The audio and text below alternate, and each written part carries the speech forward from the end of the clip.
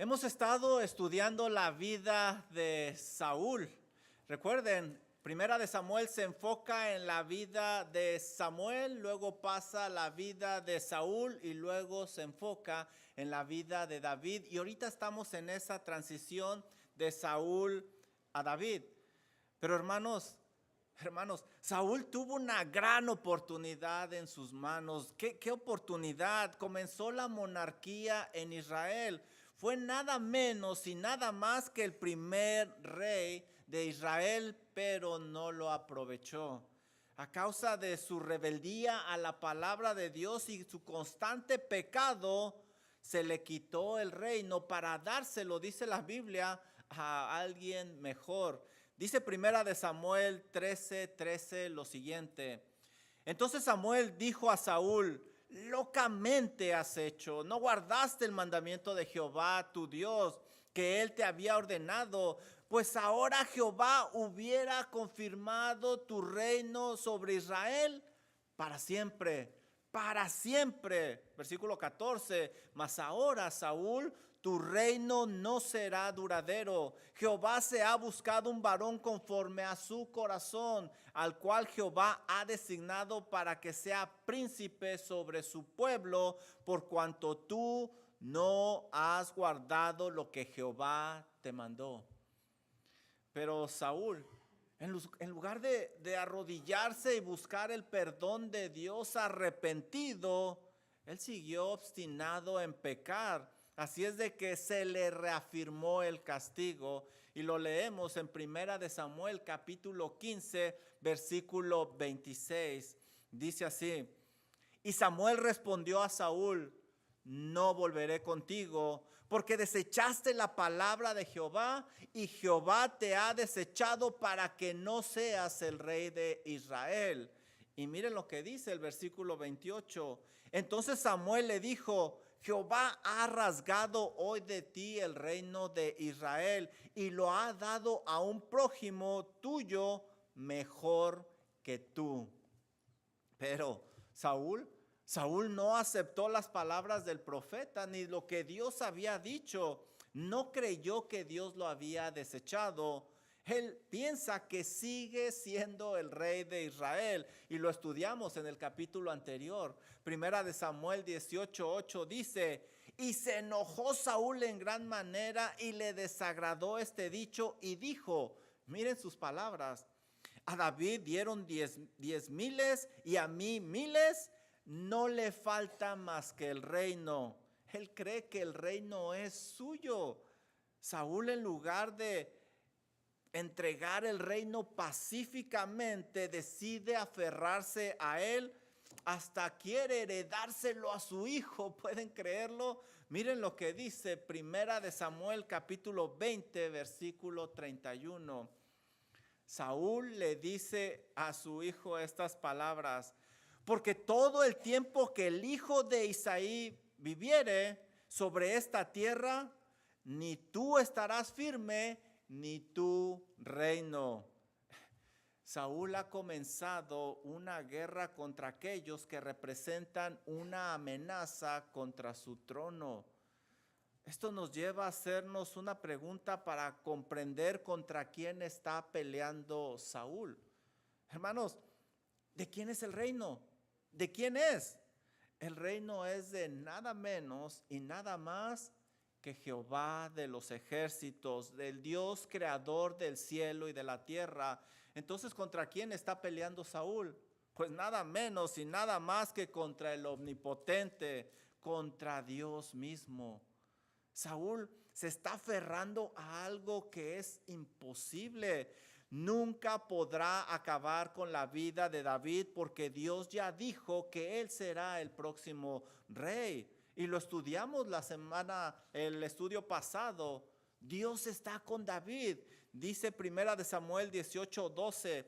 Saúl estaba temeroso de David por cuanto Jehová estaba con él. Versículo 14. David se conducía prudentemente en todos sus asuntos y Jehová estaba con él. Versículo 28. Pero Saúl, viendo y considerando que Jehová estaba con David, tuvo más temor de David, Por lo tanto, Saúl está aferrado a algo que es imposible. Su pecado, hermanos, le ha cegado, lo ha engañado y ahora hasta le ha estropeado la mente. No puede pensar. ¿Sabes? En la vida, el pecado buscará desviarte de la voluntad de Dios para que te aferres a algo que no te pertenece, a algo que no es para ti. Pero este texto, hermano, te mostrará que Dios usa todo tipo de personas en tu vida para que su voluntad sea hecha.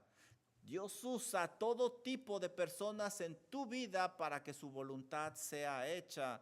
En este capítulo el Señor usará a un creyente, usará a un incrédulo y también usará la persona del Espíritu Santo para cumplir sus propósitos.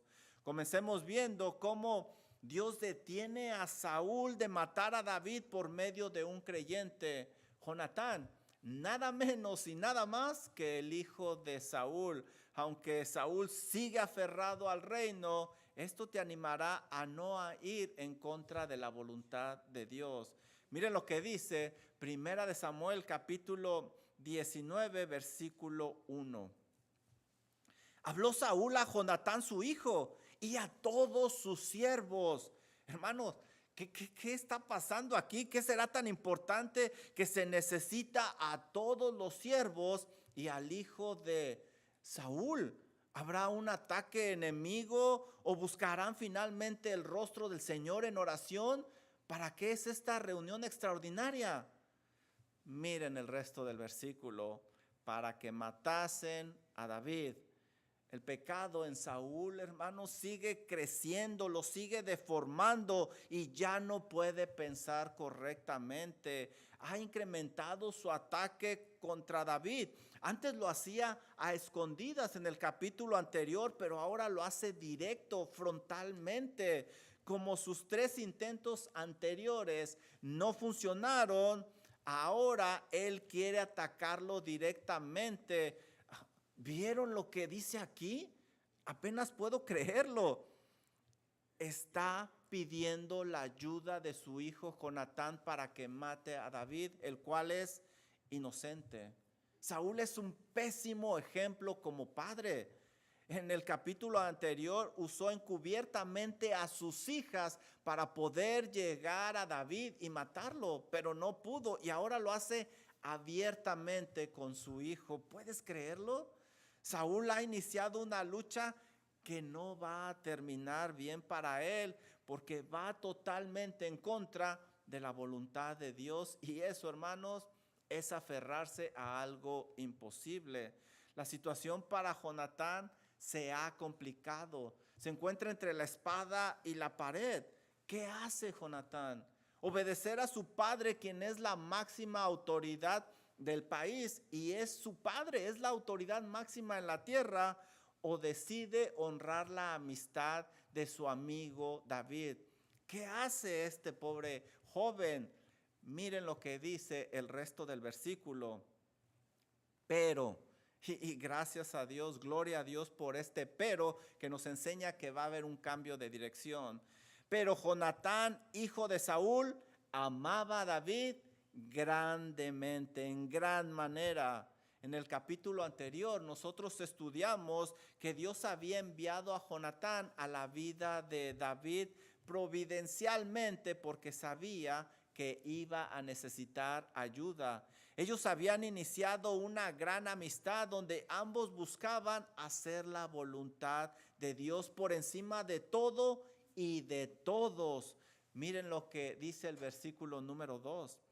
Y dio aviso a David diciendo: David, Saúl mi padre procura matarte, por tanto, cuídate hasta la mañana y estate en lugar oculto y escóndete. Jonatán hizo lo correcto. No importaba Saúl y tampoco importaba David.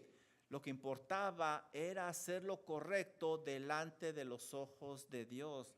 Saúl quería derramar sangre inocente y había que evitarlo. Y Jonatán está dispuesto a arriesgar su propia vida. Si recuerdas, Su padre ya había intentado matarlo anteriormente en el capítulo 14 por haberle desobedecido. Y ahora su papá está más fuera de sí que nunca. Este hombre, este jovencito, está arriesgando su vida. Jonatán es el perfecto ejemplo de cuando no debemos de obedecer a nuestros padres, cuando ellos nos pidan pecar.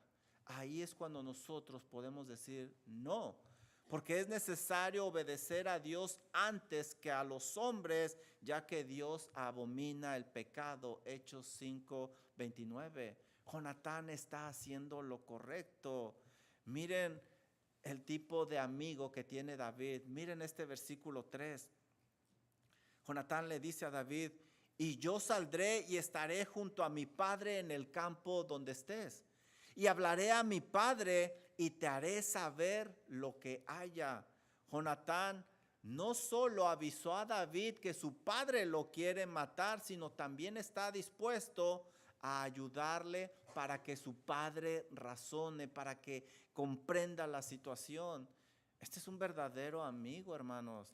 Arriesga la vida por David y no solo eso, está buscando que su padre no peque contra Dios. Qué gran hijo tenía Saúl y no lo alcanza a ver. ¿Sabes? Aprecia las amistades piadosas que Dios envía a tu vida. No llegan por coincidencia, vienen con un propósito divino, como Jonatán llegó a la vida de David. Porque algún día las vas a necesitar. No es una coincidencia, como en el caso de David. No creas que vas a poder salir solo adelante. Necesitas ayuda. Por eso Dios pone personas en tu camino. Por otro lado, si Dios te ha dado un hijo temeroso, obediente, que le ama, aprécialo, aprécialo, porque muy pocos padres tienen esa bendición. Miren a este padre Saúl, que no pudo ver el gran hijo que tenía en casa.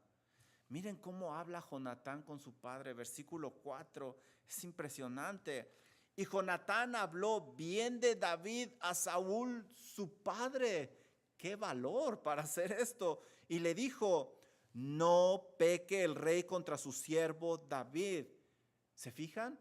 Se lo dijo directamente, no lo maquilló, le dijo: lo que tú estás haciendo es pecado, porque ninguna cosa ha cometido contra ti y porque sus obras han sido no solo buenas, muy buenas para contigo. Definitivamente Dios está usando a este joven Jonatán para detener a Saúl, porque está hablando con mucha sabiduría. Comienza evaluando el deseo de Saúl de hacerle daño a David, y ante los ojos de Dios le dice que es pecado, está mal. Le muestra que no tiene ninguna prueba que le permita cometer ese acto de maldad. Por el contrario, David ha hecho cosas no solo buenas, sino muy buenas para beneficio de él. Qué manera de hablar de este muchacho, qué valiente y qué bíblico. Gracias a Dios por esos hijos que razonan con la palabra de Dios. Pero Saúl no lo puede ver. Versículo número 5. Él continúa diciendo: pues él tomó su vida en su mano y mató al filisteo. Y Jehová dio gran salvación a todo Israel. Tú lo viste y te alegraste. ¿Por qué pues pecarás contra la sangre inocente matando a David sin causa? ¿Por qué? ¿Por qué? Jonatán le recuerda a Saúl que David arriesgó su propia vida para matar a ese gigante que causaba terror en todo Israel y principalmente en él. Todo Israel se benefició de ese gran acto de David, porque Dios lo había usado, incluyendo Saúl se benefició. Jonatán le está dando pruebas concretas a su padre que lo que está haciendo es un grave pecado delante de Dios. Qué manera de manejar la situación de Jonatán. Y qué gran lección nos está dando, hermanos. Hay que llevar cada situación a la corte celestial y evaluarla bíblicamente, como lo está haciendo Jonatán. No solo eso, debemos asegurarnos de tener pruebas concretas para justificar nuestros actos, como Jonatán lo está haciendo. De otra forma, el veredicto será como en este caso: pecado, pecado, lo cual es muy grave delante de Dios. Qué gran hijo tiene Saúl y qué tristeza que no lo puede ver, no lo puede apreciar a causa de su pecado. ¿Qué crees tú? ¿Se arrepentirá Saúl de su pecado y buscará enmendar todo el mal que ha estado haciendo contra David? ¿Qué crees que va a hacer? No te quedes con la duda, lee el versículo número 6, ahí nos vamos a enterar. Y escuchó Saúl la voz de Jonatán y juró Saúl, wow, y juró Saúl, vive Jehová, que no morirá. Saúl ha prometido que no le va a hacer daño a David. Parece convencido, ya que hizo algo muy delicado delante de Dios: jurar, jurar. De hecho, no solo juró, hermanos, juró por Dios, lo cual incrementa su grado de solemnidad. Hubiera sido mejor que Saúl hubiera dicho que iba a hacer todo lo que está de su parte para no hacerle daño a David. Pero él juró, él juró. Dice Santiago 5:12, pero sobre todo, hermanos míos, no juréis, ni por el cielo, ni por la tierra, ni por ningún otro juramento, sino que vuestro sí sea sí y vuestro no sea no, para que no caigas en condenación. Ahora Saúl debe de cumplir, porque si no lo hace, tendrá una deuda muy grande delante de Dios. Versículo 7, qué jóvenes tan nobles, de verdad. Y llamó Jonatán a David y le declaró todas estas palabras. Y él mismo trajo a David a Saúl y estuvo delante de él como antes, como si nada hubiera pasado. Qué gran nobleza de estos jóvenes. Se ve que no están maleados, no hay malicia en ellos. Pero déjenme decirles que mientras Saúl no se ponga a cuentas con Dios en arrepentimiento y fe, estos simplemente van a ser intentos temporales. ¿Cómo sabremos que Saúl realmente va a cumplir lo que dice? ¿Cómo sabemos que el hombre realmente dejó de envidiar a David? Bueno, lo vamos a ver la próxima vez que él esté en el escenario donde pierde la cabeza. Ahí es donde nos vamos a dar cuenta. Como ves, Dios puede usar a cualquier persona para cumplir sus propósitos divinos. Ya vimos cómo usó a un creyente, Jonatán, nada menos y nada más que el hijo de Saúl, para detenerlo y proteger a David, el próximo rey de Israel. Ahora veamos cómo Dios usará un incrédulo, una incrédula, Mical, hija también de Saúl, para que su plan soberano siga adelante y no se detenga. Esto te animará, hermano, a no ir en contra de la voluntad de Dios, porque estarás aferrándote a algo imposible, como lo está haciendo Saúl. Y ese será nuestro segundo punto. Dios detuvo a Saúl por medio de Mical, una incrédula. Miren el versículo número 8. Después hubo de nuevo guerra, y salió David y peleó contra los filisteos y los hirió con gran estrago. Y no solo eso, miren lo que dice: y huyeron delante de él. David pudo vivir con tranquilidad hasta que aparecieron en escena los sanguinarios filisteos, y este es el escenario precisamente donde Saúl pierde la cabeza usualmente. David no solo venció a los filisteos, miren lo que dice la Biblia, sino que lo hizo en una manera contundente, hasta los hizo salir, los hizo huir, que salieran corriendo. Veamos cómo reacciona Saúl. Esto nos mostrará si realmente es capaz de controlar esa envidia que siente por David, que lo está consumiendo por dentro. Miren el versículo 9. Y el espíritu malo de parte de Jehová vino sobre Saúl. Y estando sentado en su casa tenía una lanza en mano mientras David estaba tocando. Aquí tenemos un versículo bien interesante, hermanos, bien interesante. ¿Por qué envió Dios nuevamente un mal espíritu a Saúl? ¿Por qué? El pobre hombre ha jurado que ya no le va a hacer daño a David.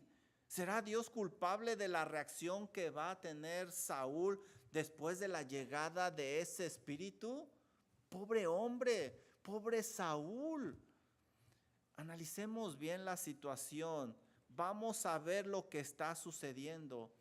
Esto sucede exactamente después de una gran victoria de David, lo cual usualmente enfurece a Saúl porque le causa envidia por dentro. ¿Por qué tiene Saúl una lanza estando en su casa? ¿Por qué? ¿Para qué la quiere? ¿De quién quiere defenderse? ¿En su casa?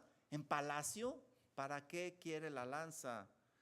Hermanos, lo que tenemos aquí es el corazón endurecido de Saúl y el juicio de Dios por medio de este espíritu para que salga lo que realmente está en el corazón de Saúl. Y va a salir, miren el versículo 10. Y Saúl procuró enclavar a David con la lanza a la pared, pero él se apartó de delante de Saúl. Esta es la tercera vez que intenta matarlo con la lanza, el cual hirió con la lanza en la pared, y David huyó y escapó aquella noche.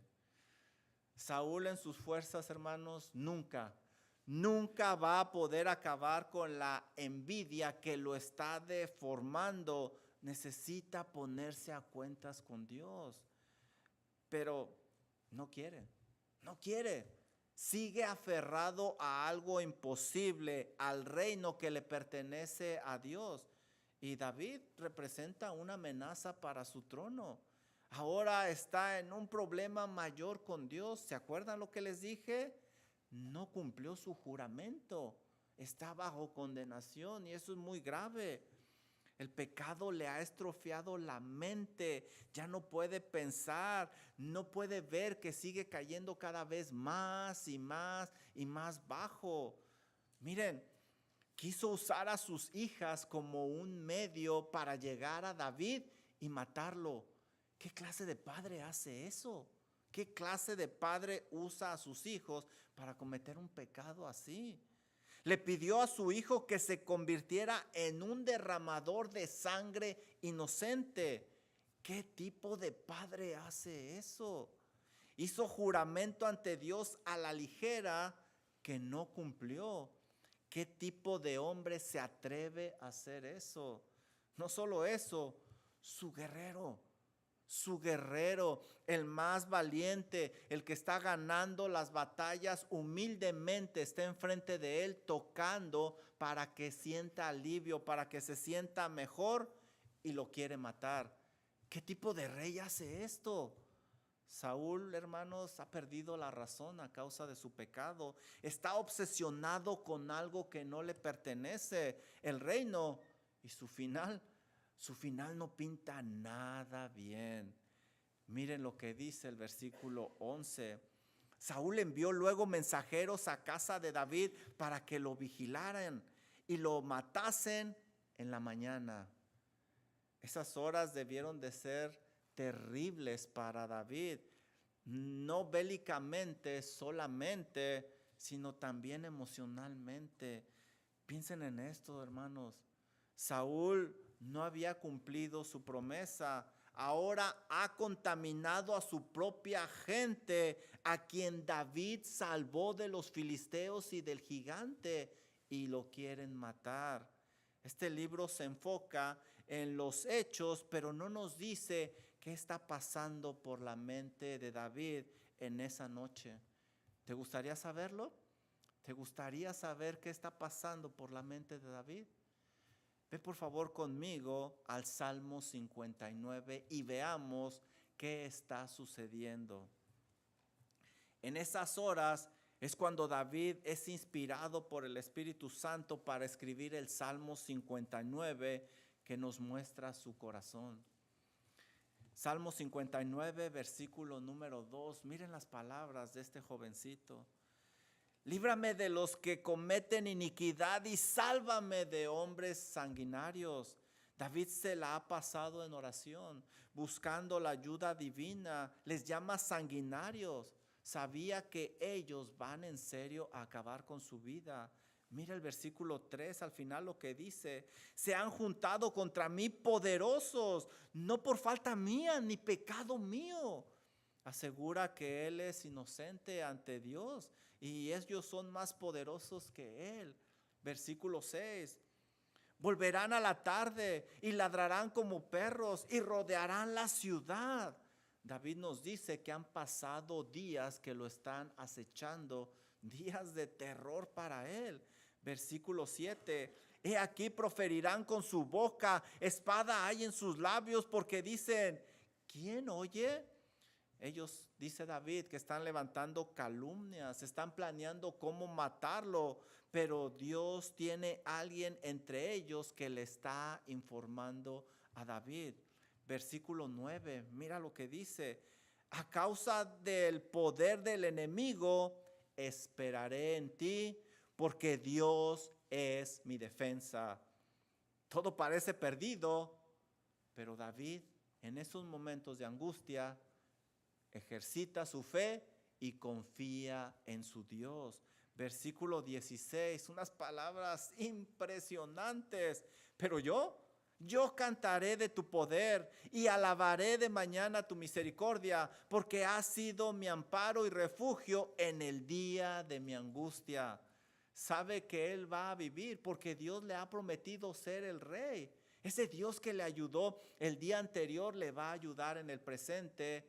Y no se preocupa, está confiando en el Señor. Dios en esos momentos lo estaba capacitando para ser el próximo rey de Israel. Y también el Señor al mismo tiempo estaba buscando bendecirnos con este precioso salmo. La situación parecía perdida para el ojo humano, pero Dios obraría extraordinariamente. Miren el versículo número 11 en su segunda parte. Mas Mical, su mujer, avisó a David diciendo, si no salvas tu vida esta noche, mañana serás muerto. Y descolgó Mical a David por una ventana y él se fue y huyó y escapó. Mical, hija de Saúl, decidió también arriesgar su vida y ayudar a su esposo a escapar, porque la Biblia dice que amaba a David. Aquí es donde empieza una etapa en la vida de David que va a durar 10 años. A partir de este momento, él va a ser un fugitivo y va a estar huyendo, pero nunca estará solo. Vamos a ver en la palabra de Dios que el Señor estará con él y que va a usar personas para fortalecerle y para ayudarle, porque Dios en su providencia usa todo tipo de personas, como en este caso. Miren qué clase de persona usó para ayudar a David. Versículo número 13. Y tomó luego Mical una estatua y la puso sobre la cama y la acomodó por cabecera una almohada de pelo de cabra y la cubrió con ropa. Versículo 14. Y cuando Saúl envió mensajeros para prender a David, ella respondió, está enfermo. Mical no solo ayudó a David a escapar, sino que también engañó a su padre y a sus hombres para que David ganara tiempo y pudiera irse más lejos. Pero al analizar lo que hizo Mical, nos damos cuenta que ella no era una persona tan espiritual como su hermano. Ella está usando una estatua que se llama Terafín y es lo que pone en la cama. Esa estatua era un ídolo doméstico que creía que protegía a la familia. Quizá ella lo tenía escondido de David, lo que nos hace pensar que muy probablemente ella lo consultaba. También miente diciendo que David está dormido, lo cual pudiera ser una estrategia militar, quizá lo pudiéramos ver así, pero más adelante vamos a ver que ella es muy buena mintiendo, es muy habilidosa, lo que nos enseña también que no era una persona muy espiritual como su hermano. Mira el versículo 17. Y cuando los mensajeros entraron, he aquí la estatua estaba en la cama y una almohada de pelos de cabra en su cabecera. Entonces Saúl dijo a Mical: ¿por qué me has engañado así y has dejado escapar a mi enemigo? Mical respondió a Saúl: porque él me dijo, déjame ir, si no, yo te mataré. Wow. Mical, al verse descubierta, sintió la presión de su padre y alimentó ese odio diciendo que David la quería matar.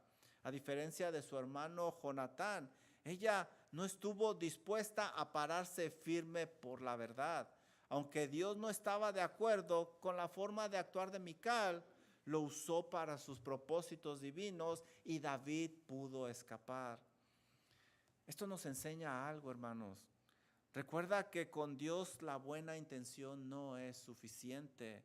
También recuerda que con Dios el fin no justifica los medios. Tanto Mical como su hermano Jonatán querían ayudar a David. Ambos lo amaban, pero hicieron las cosas muy diferentes. Mical usó un ídolo y mintió, mientras que Jonatán le llamó a su padre de frente pecador. La diferencia radica en que Jonatán amaba más a Dios y Mical amaba más a David.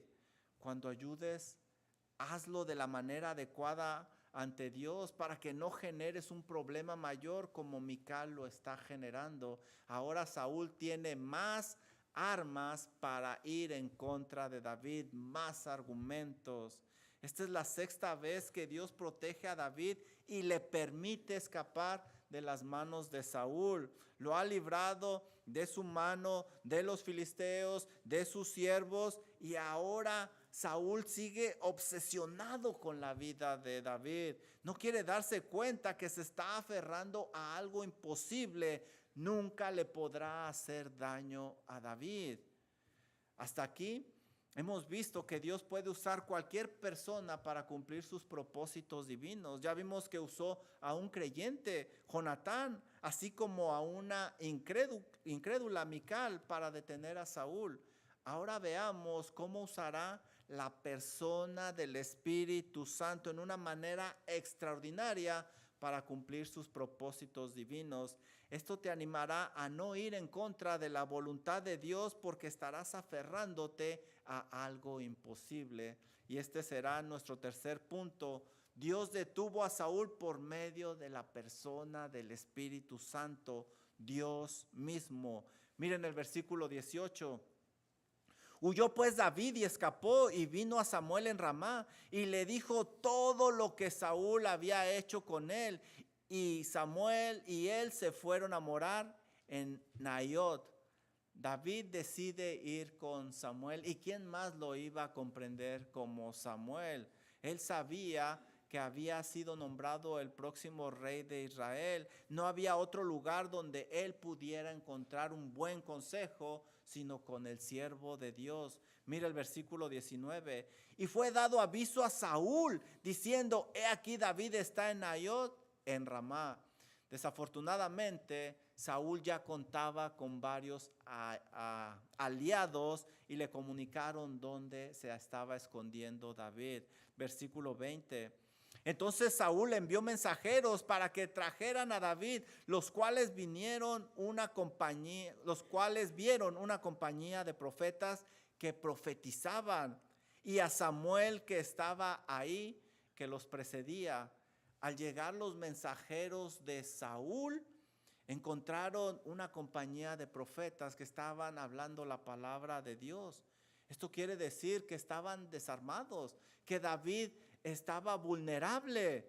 Los profetas no iban a poder defenderlo. Miren lo que dice el resto del versículo 20, algo impresionante. Y vino el Espíritu de Dios sobre los mensajeros de Saúl, y ellos también profetizaban. Estos hombres no cumplieron su misión de agarrar a David, porque la tercera persona de la Trinidad, Dios mismo, se los impidió. El Espíritu Santo vino sobre ellos, ya lo estudiamos, no para salvarlos, pero para capacitarlos en el oficio profético. En el capítulo 10, si tú recuerdas, sucedió algo similar. Ahí vimos que profetizar era más que predecir el futuro. La preocupación principal de los profetas era hablar la palabra de Dios para que el pueblo se consagrara a Dios y fueran fieles al pacto. Ellos hicieron algo similar a lo que hacen los predicadores de la palabra de Dios en nuestros días. El hecho es de que el Señor le mostró directamente a Saúl, directamente, que está por encima de él y que va a seguir protegiendo a David, el próximo rey de Israel. Dios mostró a Saúl que estaba cuidando a David. ¿Entenderá finalmente Saúl este mensaje tan poderoso, tan claro y tan directo? ¿Tú qué crees? Mira el versículo 21. Y cuando lo supo Saúl, envió otros mensajeros, los cuales también profetizaron. Y Saúl volvió a enviar mensajeros por tercera vez, y ellos también profetizaron. ¿Entenderá finalmente Saúl? ¿Entenderá? Miren el versículo 22. Entonces él mismo fue a Ramá. Saúl no puede ver que se está aferrando a algo imposible, que está peleando una lucha que nunca va a ganar. El pecado le ha arruinado su mente a tal grado que ya no puede pensar las consecuencias de sus actos. Pablo describe en la carta de los Romanos las características de Saúl perfectamente. Dice Romanos 1:21 lo siguiente: pues habiendo conocido a Dios, y vaya que estudiamos que Saúl lo conoció y conoció todo su poder, ¿qué hizo? Pues habiendo conocido a Dios, no le glorificaron como Dios, ni le dieron gracias. No le dio gloria a Dios, despreció la oportunidad que se le dio de ser el rey de Israel. Dice Pablo, sino que se envanecieron en sus razonamientos, y eso es lo que le pasa a Saúl. Ahora piensa cosas inútiles, y su necio corazón fue entenebrecido. Eso es lo que le pasa a Saúl. Ahora sus intenciones son negras, son pecaminosas.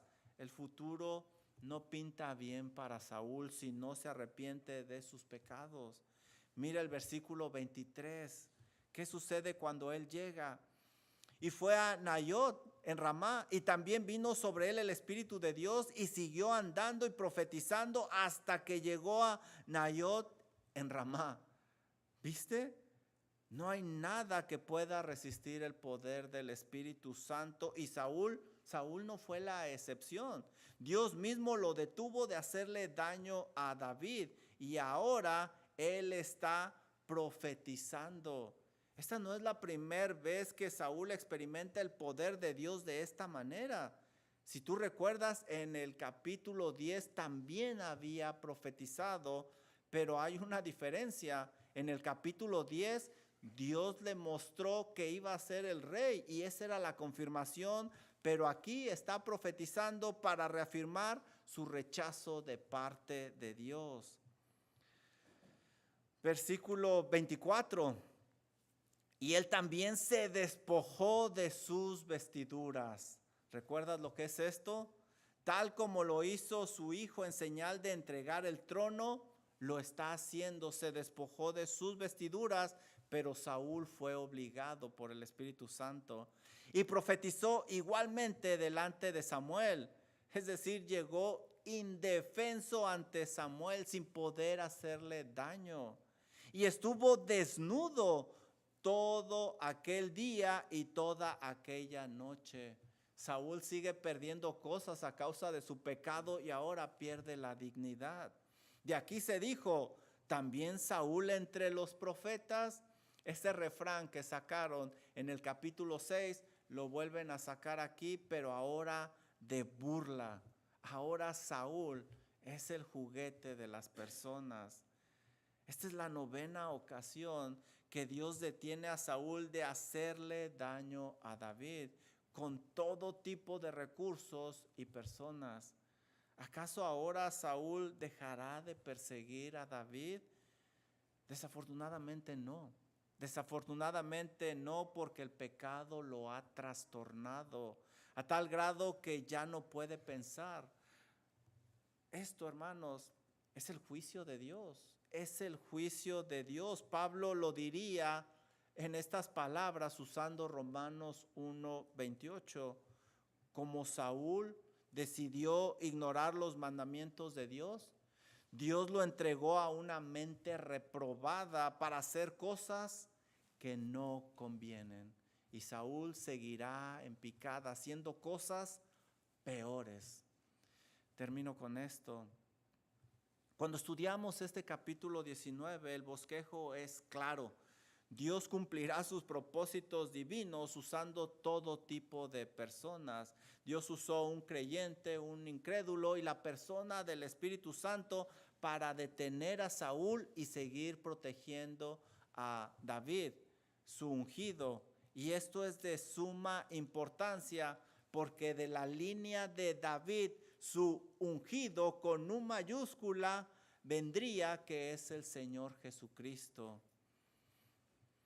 Aunque haya varias aplicaciones en este pasaje, hay 2 que destacan claramente y está en los personajes principales.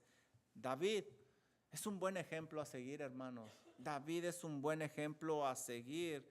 Se conduce prudentemente y es amado por las personas que lo rodean y que aman a Dios. Jonatán, Mical, Samuel y el mismo Espíritu Santo le ayudaron a David a salvar su vida. Qué importante es cultivar amistades, hermanos, para cumplir los propósitos divinos, especialmente amistades piadosas que nos exhorten y nos animen, como lo hizo Jonatán con David. Pero sobre todo, qué importante es cultivar la amistad con Dios, porque Él es el soberano, el todopoderoso.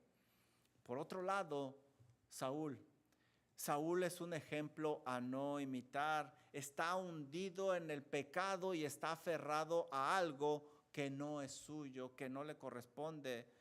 Podríamos pensar que esto no le sucederá a los creyentes, pero nosotros también somos susceptibles a este tipo de pecado. Nosotros también nos podemos aferrar a algo que no nos corresponde. Por ejemplo, Jeremías se aferró a no querer profetizar y él dijo: no me acordaré más de él, ni hablaré más en su nombre. Son palabras del profeta Jeremías. O Jonás se aferró a no querer predicar a los de Nínive. Y la Biblia dice que Jonás se levantó para huir de la presencia de Jehová a Tarsis. Diótrefes se aferró a no querer soltar la iglesia y querer controlarla. Es la iglesia del Señor. Por eso el apóstol Juan escribe: pero Diótrefes, al cual le gusta tener el primer lugar entre ellos, no nos recibe. Y hay muchos ejemplos más y tú no pudieras ser la excepción. Recuerda que el mejor lugar donde puedes estar es dentro de la voluntad de Dios, haciendo lo que Dios quiere que hagas. Quisiera terminar con una nota de esperanza. Para los Davids que reciben oposición por servir a Dios con manos limpias, como puedes ver, Dios no te va a quitar las dificultades, pero siempre estará contigo para ayudarte como lo hizo con David. Para los Saúles, aquellos Saúles que están aferrados a algo imposible, mi recomendación es: arrepiéntete de tu pecado, acude en fe a Cristo Jesús.